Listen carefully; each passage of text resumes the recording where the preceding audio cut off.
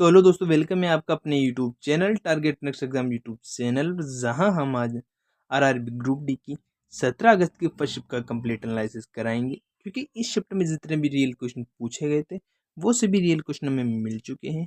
साथ ही हमने इस वीडियो में वो एक्स्ट्रा क्वेश्चन भी डालने का प्रयास किया है जो आने वाले रेलवे ग्रुप डी की एग्जाम में आपको 3 से 4 नंबर एक्स्ट्रा सही कराने की 100 से 200% गारंटी देते हैं। अब ये गारंटी हम इसलिए देते हैं क्योंकि RRB group D, ALP, technician, NTPC हर एग्जाम का रेलवे का एनालिसिस कराते हैं। तो हमें पता रहता है रेलवे आज जो क्वेश्चन पूछेगा उसी से नेक्स्ट एग्जाम में किस टाइप का क्वेश्चन पूछेगा। तो उसी को देखते हुए हम इसका न्यू पैटर्न पे भी बेस्ट क्वेश्चन डालने का प्रयास करते हैं। आपको कुछ भी नहीं करना है कि वीडियो को लाइक करना है, चैनल को सब्सक्राइब करना है ताकि आने वाली हर वीडियो का नोटिफिकेशन आपको सबसे पहले मिल सके। तो अब बिना देर की वीडियो को स्टार्ट करते हैं। तो हमारा फर्स्ट क्वेश्चन साइंस से क्वेश्चन पूछा गया था। तो उन्होंने क्वेश्चन पूछा था, दो गेंद है, एक हैंडबॉल है, एक बास्केटबॉल है, जिनका द्रव्यमान 0.6 kg या 1 kg है। यदि दोनों गेंदों को तुरंत समान कर दिया जाए तो किस पर अधिक बल लगेगा? क्या हैंडबॉल पर लगेगा या बास्केटबॉल पर लगेगा? तो आप देखोगे बास्केटबॉल पर सबसे ज़्यादा लगेगा। अब इसका कारण मैं बता देता हूँ। न्यूटन का गति का द्वितीय नियम में F बराबर ma, मास और उसके त्वरण पर डिपेंड करता है। अगर त्वरण दोनों का समान है तो वह मास पे डिपेंड करता है। तो आप देखोगे कि हैंडबॉल का मास कम है इसलिए उस पर बल कम लगेगा, और जो बास्केटबॉल है उसका मास अधिक है इसलिए उस पर ज़्यादा बल लगेगा। ठीक है, साइंस की भाषा में आप देखोगे इसे, न्यूटन की गति का दूसरा नियम F बराबर m में बल बराबर क्या होता है? द्रव्यमान इंटू त्वरण। समान त्वरण होने पर बल पूरी तरह द्रव्यमान पर निर्भर करता है। अब जैसे निर्भर करता है मास पर।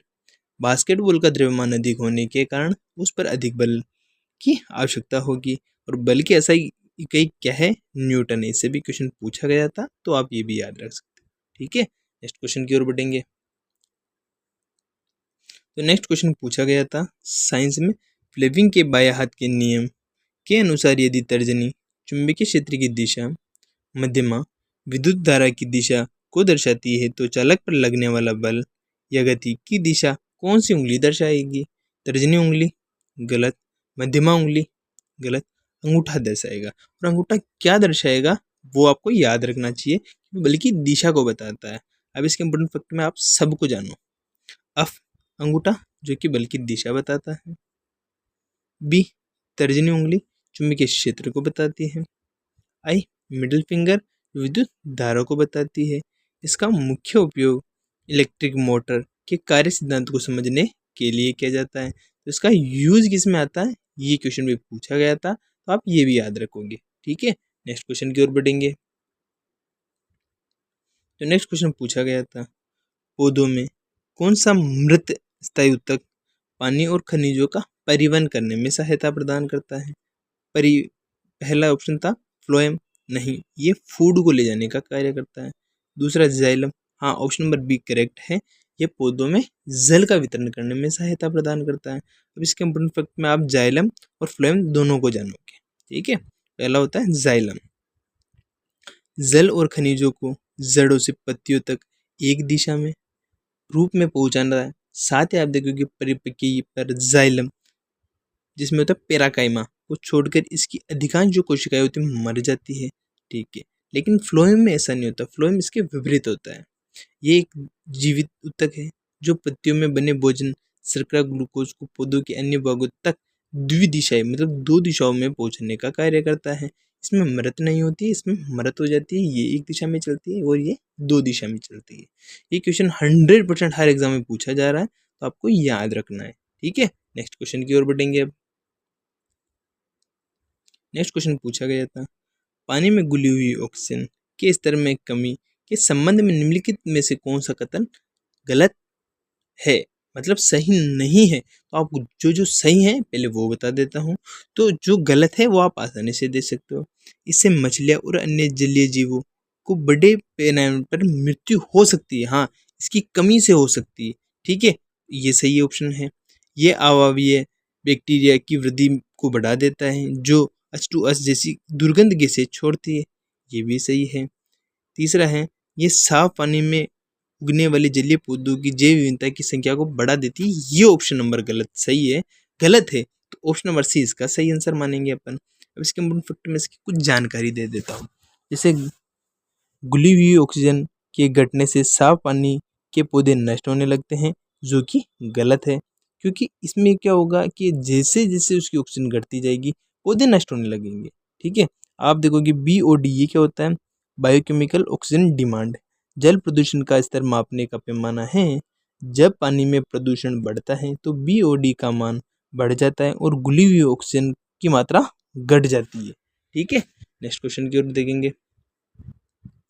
नेक्स्ट क्वेश्चन पूछा गया था, दोहा कतर में आयोजित फिडे वर्ल्ड बिलियर्ड्स शतरंज चैंपियनशिप 2025 के ओपन वर्ग में किसने कांस्य पदक जीता था? तो मैग्नस कार्लसन, ये ऑप्शन नंबर सही है, लेकिन उन्होंने गोल्ड जीता था। लेकिन उन्होंने क्या पूछा, कांस्य मतलब ब्रोंज पूछा था। नादिर बेग, गलत। अर्जुन एरिगेस, हाँ ऑप्शन नंबर सी इसका करेक्ट है, इन्होंने ब्रोंज जीता था और उन्होंने गोल्ड जीता था। आप दोनों याद रखोगे।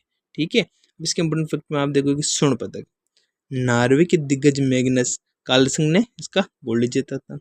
फिडे, इसकी फुल फॉर्म होती है इंटरनेशनल चेस फेडरेशन। शतरंज का वैश्विक शाही निकाय है जिसका मुख्यालय कहाँ है, ये क्वेश्चन भी 3 से 4 बार पूछा गया था। आपको याद रखना है कि लुसाने स्विट्जरलैंड में स्थित है। ठीक है, नेक्स्ट क्वेश्चन की ओर बढ़ेंगे।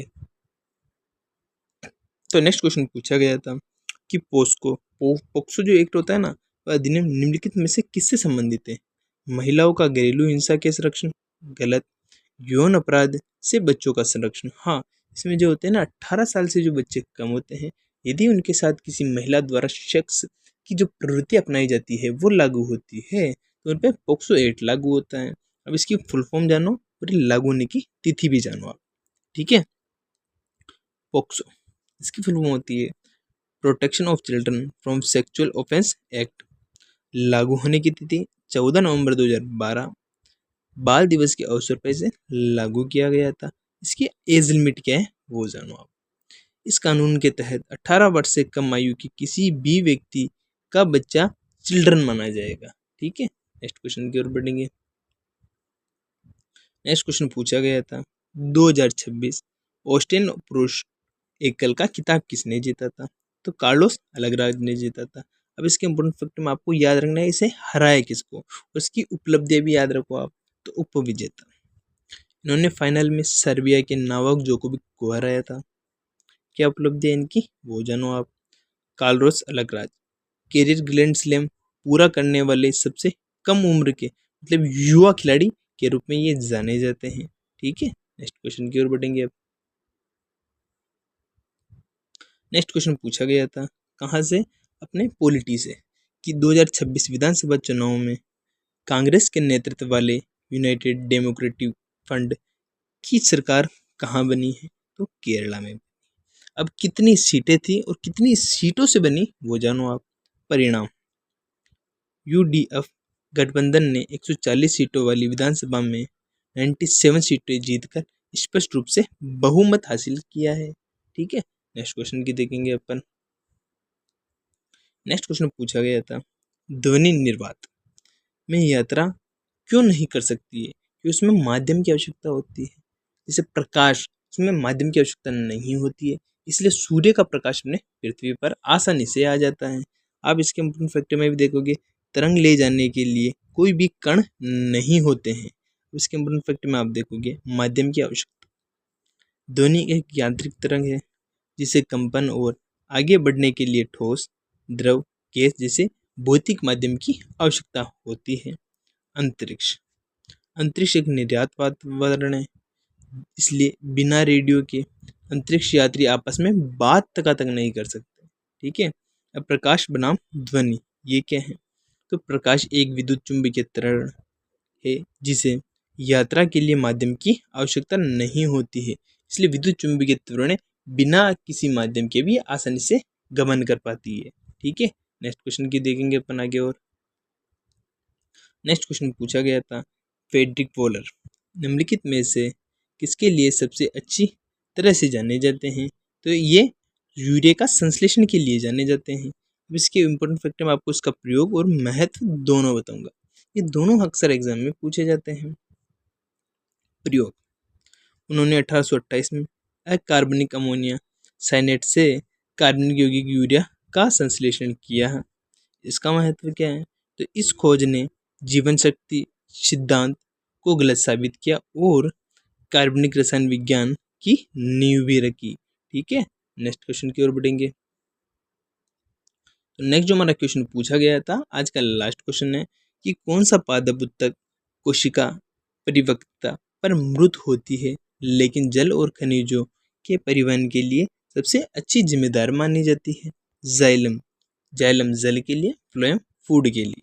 इसके इंपॉर्टेंट फैक्टर में आप देखोगे जाइलम पेरेन्काइमा को छोड़कर इसकी कोशिकाएं परिपक्व होने पर अपना जीवद्रव्य खो देती है और मृत हो जाती है, जिससे पानी बिना रुकावट के ऊपर चढ़ने लगता है। इसमें एक ही कोशिका बचती है, बाकी सब मृत हो जाती है। जबकि फ्लोएम ये नहीं होता, ये एक दिशा में होती है, ये द्विदिशा में होती है। ये भी आप याद रखोगे। यह मुख्य रूप से जीवित कोशिका उससे बना होता है और पौधों में भोजन के सहन वहन का कार्य मुख्य रूप से करने का प्रयास करता है। ठीक है, तो आज का हमारा लास्ट क्वेश्चन खत्म होता है। वीडियो अच्छी लगी तो वीडियो को लाइक करें, चैनल को सब्सक्राइब करें, ताकि आने वाला हर क्वेश्चन आपको आसानी से मिल सके, क्योंकि इस वीडियो में हम वो ही क्वेश्चन लाने का प्रयास करते हैं जो आने वाले एग्जाम में आपको 3 से 4 नंबर सही कराने की 100 से 200% गारंटी देता है। ठीक है दोस्तों, तो नेक्स्ट वीडियो में मिलते हैं।